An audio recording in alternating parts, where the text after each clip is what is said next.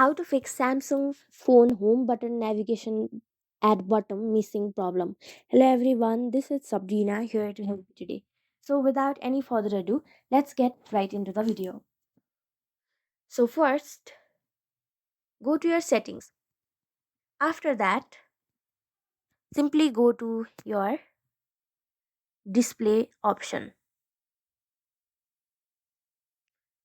Now, you will see an option of navigation bar. Go over there. And instead of the swipe gestures for buttons, select the buttons feature.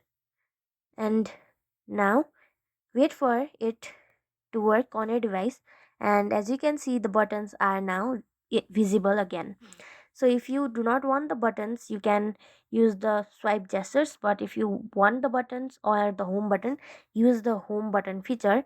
You can also change the button order like this, and that's it. Thank you for watching this video. Make sure to like, share and subscribe to our YouTube channel.